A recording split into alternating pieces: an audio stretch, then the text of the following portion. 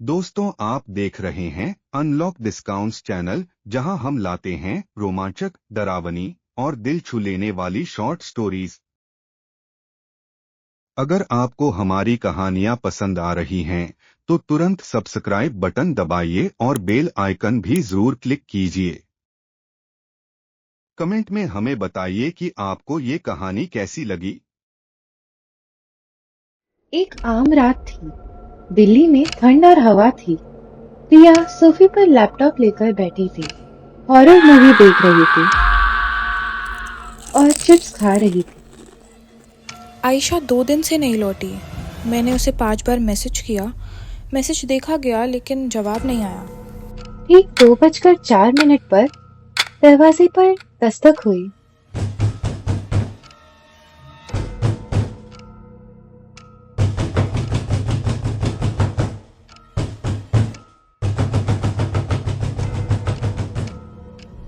रिया का दिल जोर जोर से धड़क रहा था, घबराहट में। उसके बाद एक जानी पहचानी लेकिन टूटी हुई आवाज आई।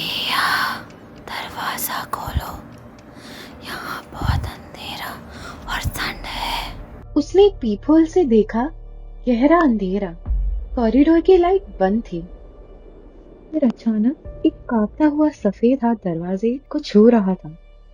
उस पर एक पतली सिल्वर की ब्रेसलेट थी। बिना सोचे समझे प्रिया ने दरवाजा खोला, लेकिन बाहर कोई नहीं था। बस हल्की ट्यूबलाइट की झपकती रोशनी और हवा की आवाज थी। ब्रेसलेट भी गायब थी। तभी पीछे से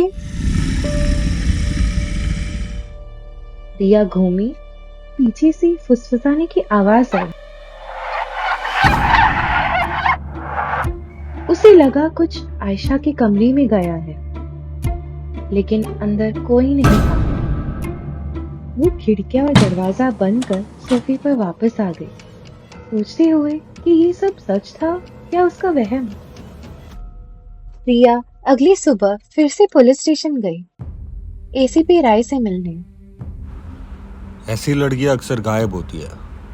ब्रेकअप, लड़ाई, स्ट्रेस, जब उसका मन करेगा वापस आ जाएगी। तुम जाओ और आराम करो। लेकिन वो दरवाजे पर थी। मैंने उसकी आवाज़ सुनी, उसका ब्रेसलेट देखा। मुझे लगा वो कमरे में थी, पर वो थी नहीं। मती ब्रह्मा, आराम करो। निराश होकर रिया घर लौट आई। तभी ऊपर से रेखा आंटी आई। बेटा, मैंने तुम्हारा दरवाज़ा देर रात 2:15 पर खुला देखा था। अजीब लगा। तुम्हारी रूममेट वो गायब है ना?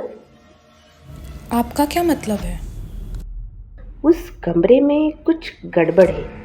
मेरा कुत्ता वहाँ देखकर भौंकता था। मेरी गणेश जी की मूर्ति बार बार उसी दिशा में गिरती थी।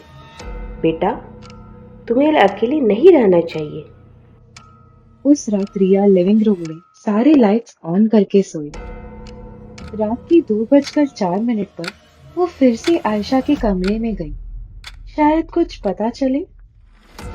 जब वो आयशा के कमरे में गई, उसने देखा आईने पर अजीब दाग और उंगलियों के निशान थे, जो किसी और के थे। रिया परेशान हुई, जबकि खिड़कियां बंद थी, पंखा और एसी बंद, फिर भी उस पर सांस की भाप थी। रिया ने अपनी पुरानी डीएसएलआर कैमरा सेट की ताकि सब रिकॉर्ड हो सके। उस रात कुछ नहीं हुआ, लेकिन सुबह जब रिया ने फुटेज चेक किया, रात के 2:04 पर आईना अपने आप धुंधला हुआ था। उसमें आयशा दिखाई दी, रिया के पीछे ही खड़ी थी। रिया चिल्लाई और कैमरा हाथ से गिर गया।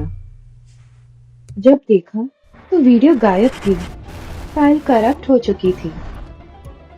रिया घबराई और जल्दी जल्दी अपना बैग पैक करने लगी। लेकिन जब रिया ने दरवाजा खोला, उसने देखा जमीन पे एक कागज पड़ा था। रिया ने उठाया और उस पे कुछ लिखा हुआ था।